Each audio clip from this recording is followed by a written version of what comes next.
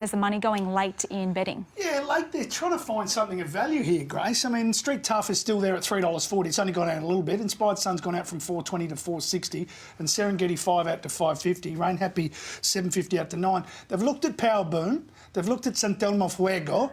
They've looked at Sabotage, and they've looked at Billy Mav. So those four that are in double figures have all come in since last time we looked at the market. Whether that's the fact they've got the others in the quaddy and they're trying to save, I don't know.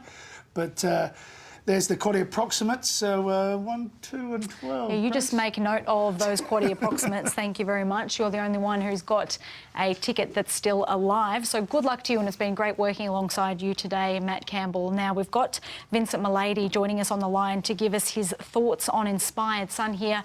Vincent, thank you for your time. He's now deep into his preparation, Inspired Sun, and he gets back on top of the ground. How do you think he'll go today?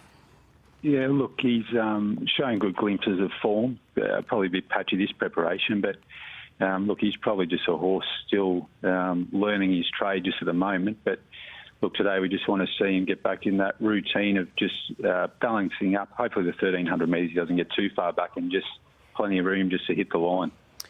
You elected to scratch on Wednesday to save for this event. What was the thought process there?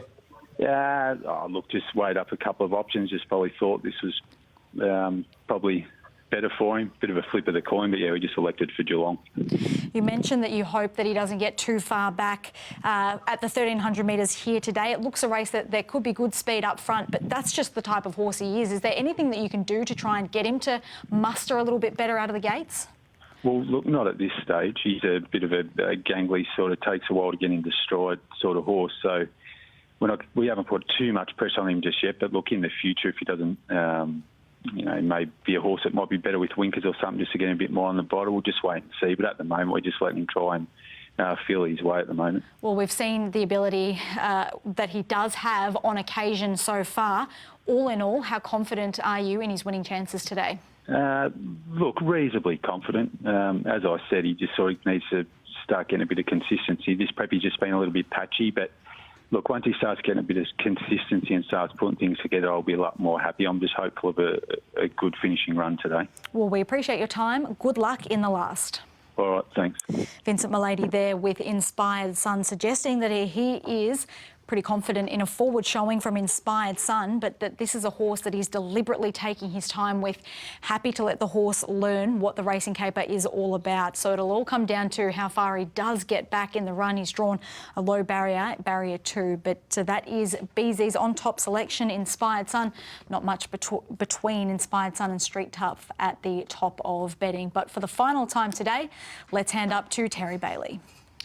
Thanks very much, Grace. I tipped Inspired Sun. I'll tell you what, I really like him from the yard. Gee, looks in great order. The stable have him looking $1 million.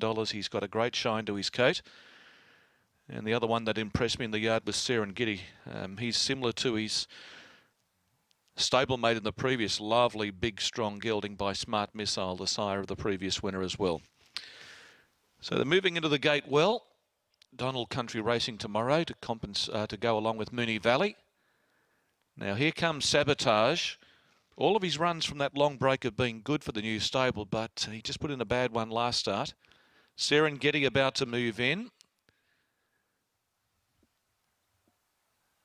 Danny O'Brien with his 100th winner for the season in the previous. And two of the big guns for the Spring Carnival, Vow and Declare, Rush and Camelot, just having a little exercise gallop here today as well. So St Elmo Fuego to move in and Howling Wolf. That'll be the last pair to move in. Inspired Sun 4.80 into 4 late is equal favourite at $4 with Street Tough.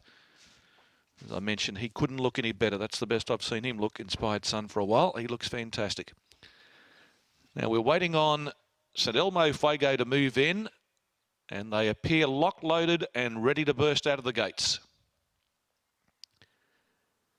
Oh, one out wide is giving the ground a real thumping out there. Settles now.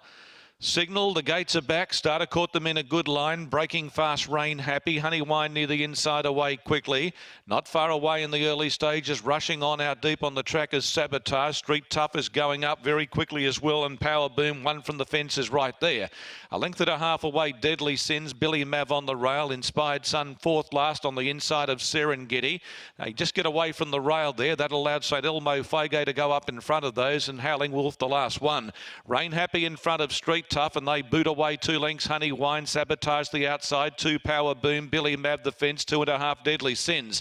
St Elmo Fuego, Serengeti, Inspired Sun. They're a long way off this leader. Howling Wolf on the fence last. The ever consistent Reine Happy comes up to the bend for Tayla Charles, booted clear, 2.5 on Street Tough, yet to be felt for. Honey Wine, Sabotage, then Power Boom. The back markers at this stage are not in play. Around the bend, Reine Happy straightens up, 2.5 Street Tough.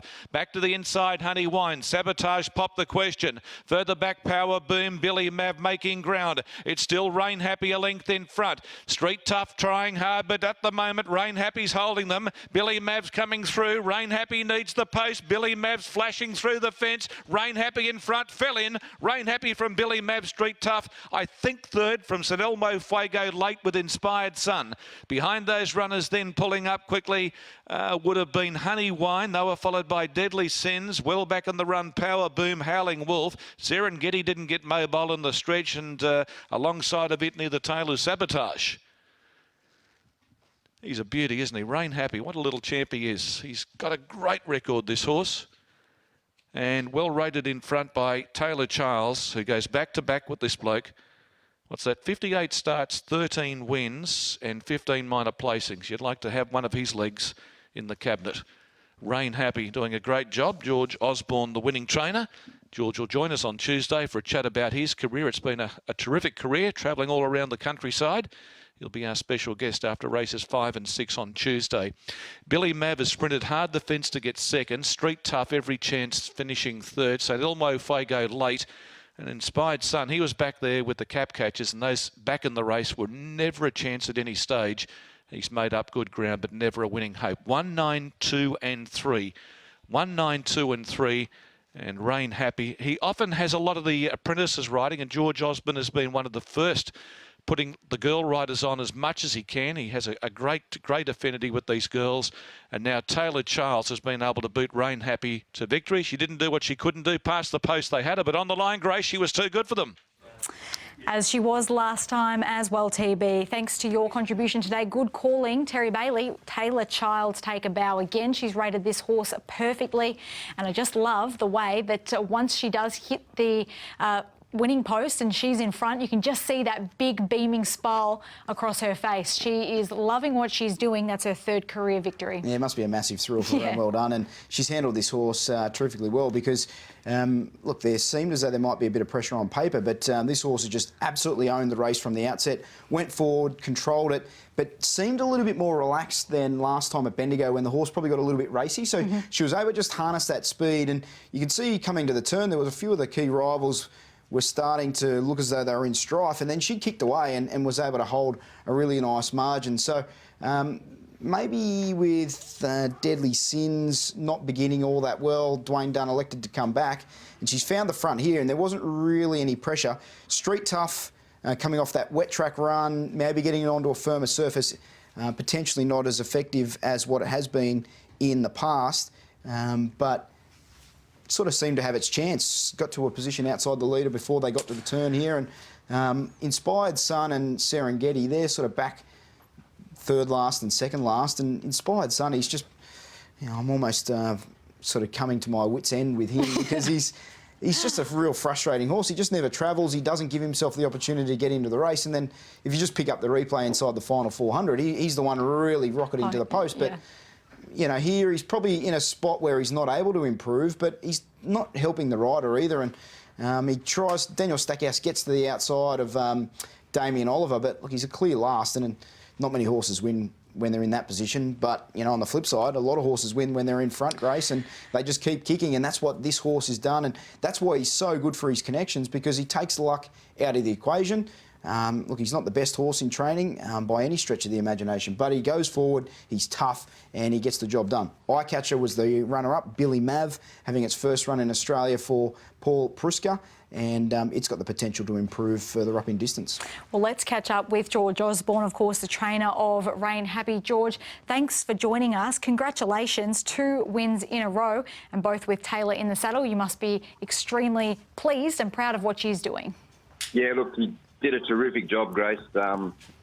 She won the race in the first furlong and a half. We spoke about the fact that there was limited speed in the race and we didn't want to spend our pennies early, so we knew he'd pick up, so we wanted to just cruise into the leading spot and then just basically, I said to her, just let him bolt from the 800.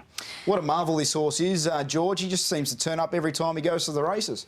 Amazing horse. He's been with me a long time. I bought him as a yearling and taken a bit of time to work out, but he just loves being away from other horses. He wins his races either by being out on the outside on biased tracks or in front, and yeah, that's just the way it goes. Tayla clearly gets along well with this particular horse. We've noted that you often claiming on him carrying those big weights, but he is a horse that allows those jockeys, those apprentice riders, just to get into a good rhythm and have him producing his best late. Yeah, absolutely. The kilos allowance that we take off does all the difference, and it allows him to race in a grade that sort of suits. He's creeping up pretty high now, but we've been able to place him as best we can. And just one thing I'd like to find out, I'm not actually there today, I'd like to find out what Tayla said to Geordie as I went past the post, because I wanted to find out that'd be something I'd like to find out. Oh, it'd be great, because she'd be absolutely thrilled with that career victory number 3. And of course, you mentioned you've had this horse for a long time. He turns 9 tomorrow. Extra carrots would be in order? Yeah, he's a licorice fiend. He'll be getting another box of licorice, I can guarantee. He loves it. So. Well, congratulations, George, on the back-to-back wins with Reine Happy. Thanks for your time. Thanks, Grace. George Osborne there with the winner in the final event, Reine Happy. Congratulations to Tayla Childs as well. But it's now time to award our Ride of the Day.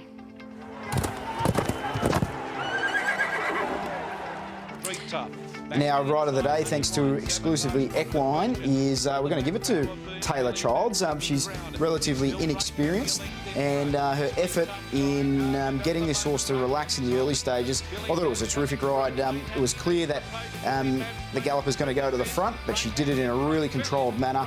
Didn't go too slow, but went quick enough to not get attacked and really got the balance right. So well done to Tayla Childs. And for anyone who wants to get some Father's Day gifts, head to exclusively equine, and you can see all the details there on the website. Yeah, of course, Ride of the Day now sponsored by exclusively equine. But let's head out on course again and catch up with Brad Bishop. Brad, what have you made of some of the performances we've seen today? Well, the last race was a good way to round out proceedings, and George mentioned there that Tayla has knocked off Jordan. That was the talk of the mounting yard after that race, because as soon as Tayla hopped off, there were plenty of people congratulating on her on another career victory, and she said, gee, it was good to beat my brother. And then Jordan had sheepishly made his way back to the jockey's room, where there was a little bit of ribbing as well, that he wasn't able to get over the top of Tayla there. So the twins fight out the final race of the season, which was a feel-good story to end the day. Taylor's been making really good progress throughout her career. That's 3 wins now, and there hasn't been a big gap between the second and the third one. So I think she's one that will be logging more victories as we go throughout the season here. Not a whole lot to report from the steward's room, Grace. I did catch up with them after the running of race 8, and they said there was nothing of significance that was going to be keeping them back after the final race. So hopefully that race that we just saw then will pass all clear. Just one to note from